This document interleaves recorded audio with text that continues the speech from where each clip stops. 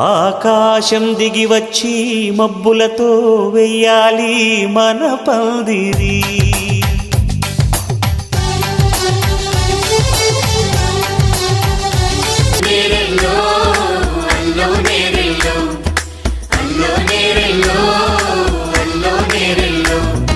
జనకుని కూతురు జానకి అల్లో నేరెల్లో, జాజుల సోదరి జానకి అల్లో నేరెల్లో. తన మనసంత నీదని అర్థేచగా, తన బలపంత నీకని కామేచగా, అవధులు లేని ప్రేమకై మోక్షేచగా.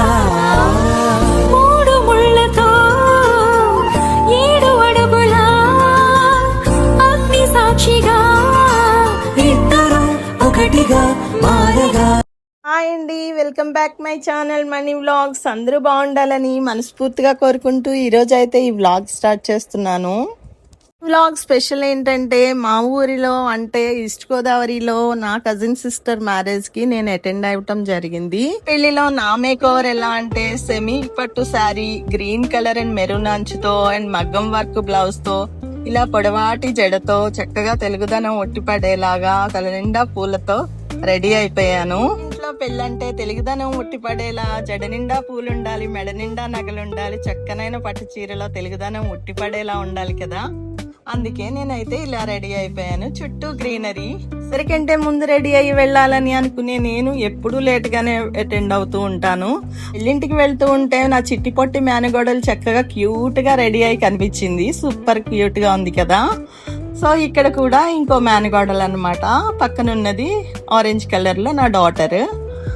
సో అందరూ చక్కగా మంచిగా రెడీ అయిపోయారు. పిల్లలందరూ కూడా చాలా చాలా అందంగా కనిపిస్తున్నారు.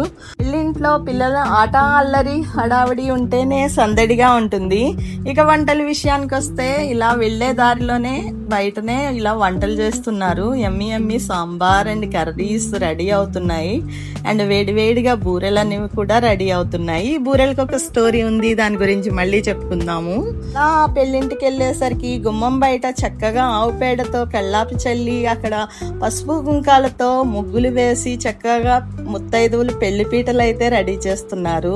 ఇదంతా ఎందుకంటే పెళ్లి కూతురికి అక్కడ కూర్చోబెట్టి అందరి చేత అక్షింతలు వేయించి బ్లెస్సింగ్స్ ఇప్పించి అండ్ తర్వాత పెళ్లి కూతురు కాళ్ళగోళ్ళు తీయించే ఘట్టం అన్నమాట ఇది.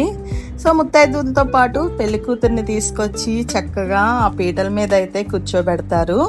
ఇది మా ఊరి సాంప్రదాయం, అది మా కుటుంబంలో సాంప్రదాయం. ఇది ఆవిడిగా ప్లాస్టిక్ హంగులతో జరిగేటువంటి పెళ్లిళ్ళ కంటే ఇది చూడడానికి ఎంతో సాంప్రదాయబద్ధంగా చక్కగా హాయిగా అనిపిస్తూ ఉంటుంది. అనగానే ఒక్కొక్క ప్లేస్ లో ఒక్కొక్క సాంప్రదాయంతో ఒక్కొక్క పద్ధతితో జరుగుతూ ఉంటుంది. ఇది ఏంటంటే మా ఊరిలో మా పుట్టింటి దగ్గర మా కుటుంబంలో మా సాంప్రదాయాలతో మా పద్ధతులతో జరిగేటువంటి పెళ్లి ఏ విధంగా ఉంటుందో ఈ వీడియోలో మొత్తం చూపిస్తూ ఉంటాను. పక్క మంగళ వాయిద్యాలు వాయిస్తూ ఉంటే మరో పక్క జంటలుగా ఉన్నటువంటి బంధువులు, స్నేహితులు, మిత్రులు అందరూ కూడా ఒక్కొక్కరిగా వచ్చి అక్కడ అక్షంతలు వేసి పెళ్లి కూతుర్ని ఆశీర్వదిస్తారు. కేవలం బంధువులు మిత్రులే కాదు, ఊరందరూ కూడా వచ్చి ఆశీర్వదించేటువంటి ఈ ఘట్టం అన్నమాట. ఈరోజు జరిగే ఆయా సాంప్రదాయాల్లో ముఖ్యంగా పెళ్లి కూతురికి కాలగోళ్లు తీయక ముందే అందరి చేత అక్షింతలు వేయించి ఆశీర్వాదాలు ఇప్పించడం, తర్వాత కాలగోళ్లు తీయించడం, తర్వాత అందరి చేత అందరూ ముత్తైదువులు అందరూ కూడా వెళ్ళి తీసుకొచ్చిన నీటిని పెళ్లి కూతురికి మంగళ స్నానం చేయించడం, అనంతరం ఎర్రటి అంచుతో ఉన్న తెల్లని చీరని ధరింపచేసి తర్వాత కుంకుమతో పెళ్లి తిలకం దిద్ది చక్కగా బుగ్గన చుక్క, నల్లని చుక్క, దిష్టి చుక్క పెట్టి అందంగా అలంకరించి కూర్చోబెట్టి మళ్ళీ అందరి చేత కూడా అంటే ముత్తైదువుల చేత మళ్ళీ కొంతమంది జంటల చేత ఆశీర్వాదాలు ఇప్పించడానికి అక్షింతలు వేయించడం ఇక్కడ ప్రత్యేకత.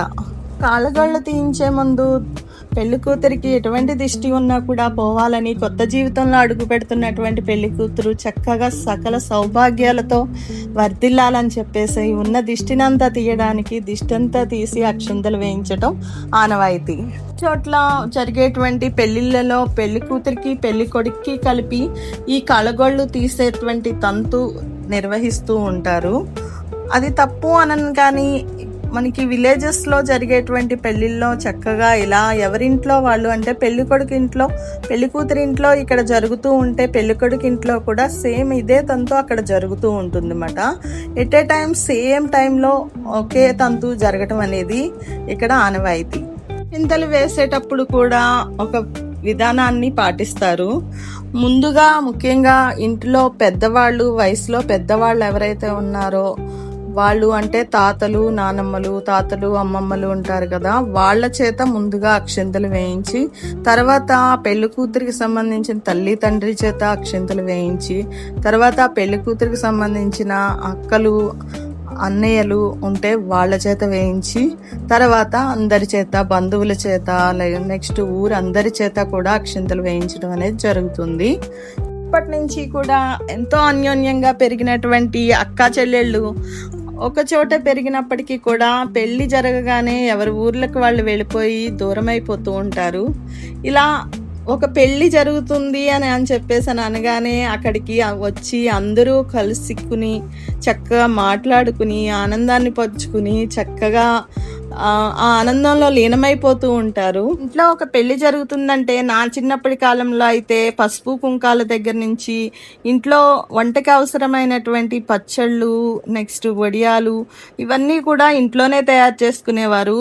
దాదాపు 2-3 నెలల నుంచే పెళ్లి పనులన్నీ అనేవి మొదలుపెట్టి మొత్తం అవన్నీ కూడా అందరూ ఉమ్మడిగా ఒక్క దగ్గరికి చేరి బియ్యంలో రాళ్ళు ఏరడం దగ్గర నుంచి పప్పుల్లో రాళ్ళు తీయడం వరకు కూడా మొత్తం అన్నీ కూడా ఉమ్మడిగా కుటుంబాలందరూ కలిపి ఒకే దగ్గర జరుపుకునేటువంటి ఒక పండగలాగా ఉండేది పెళ్ళి. ఇప్పటి రోజుల్లో అయితే మనం రెడీమేడ్కి అలవాటు పడిపోయాము. అన్నీ రెడీమేడ్గా మనం చేసేసుకుంటున్నాము.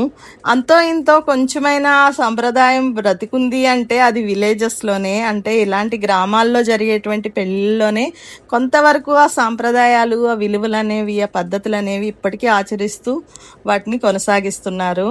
అమ్మగారు, మా బ్రదర్ ఫ్యామిలీ అండ్ మా సిస్టర్ ఫ్యామిలీతో మేమందరం కలిపి ఒక గ్రూప్ ఫోటో అయితే దిగేసాము.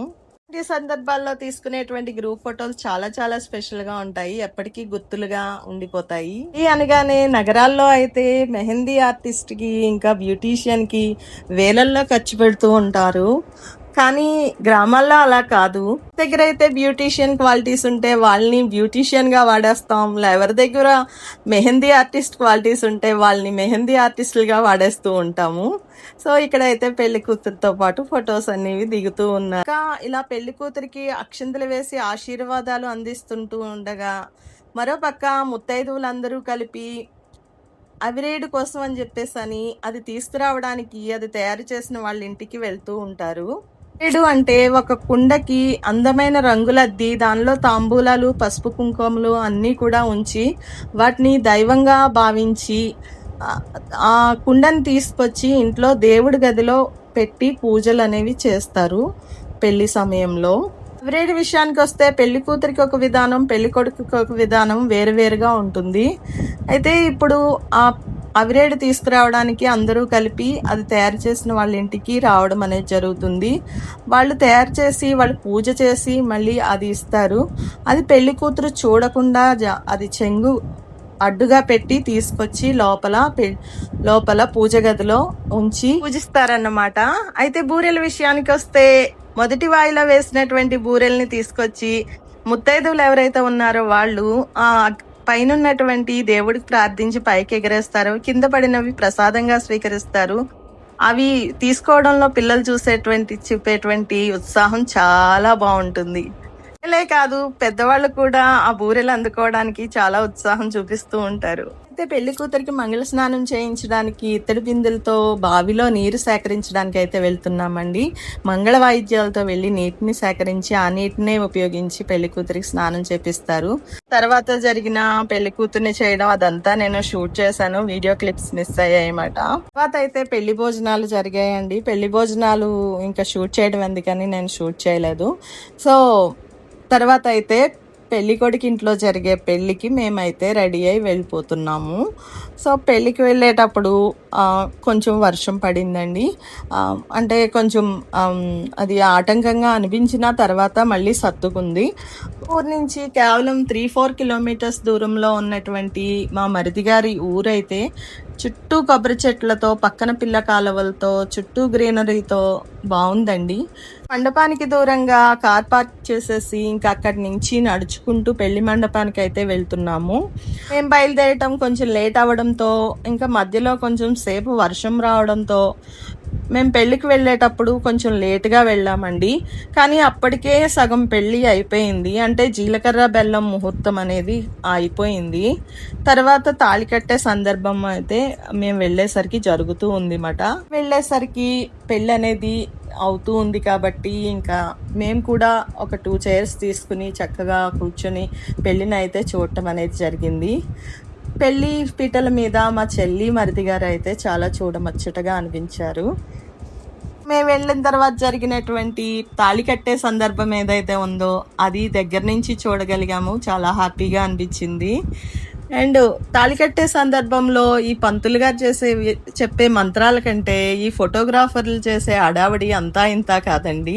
తాళి కట్టిన తర్వాత తన ఇంటి పేరుని మార్చుకుని ఒక కుటుంబానికి కోడలిగా, ఇంకా భార్యగా ఎన్నో బాధ్యతలు స్వీకరిస్తున్నటువంటి మా చెల్లికి ఈ సందర్భంలో అభినందనలు తెలియజేస్తూ, వెళ్ళిన కుటుంబంలో ప్రతి పరిస్థితిని చక్కబెట్టుకుని చాలా చక్కగా వ్యవహరిస్తూ మంచి పేరు తెచ్చుకోవాలని చెప్పేసి ఆశిస్తూ, నెక్స్ట్ అయితే పెళ్లిలో ముఖ్యమైనటువంటి భాగమైన తలంబ్రాలు అనేటువంటి భాగం మొదలైంది. సో తలంబ్రాలు మొదలవడంతో ఫోమ్ స్ప్రే చేసి ఇలా ఫుల్గా నింపేశారు. తర్వాత దండలు మార్చుకోవటం ఏమో అందరూ ఒక్కొక్కరిగా వెళ్ళి ఫోటోలు దిగడం, వీడియోస్ తీసుకోవడం ఇదంతా కూడా అయిందండి. సో ఈ వీడియో మీకు నచ్చినట్లయితే ఒక కామెంట్ ద్వారా తెలియజేయండి.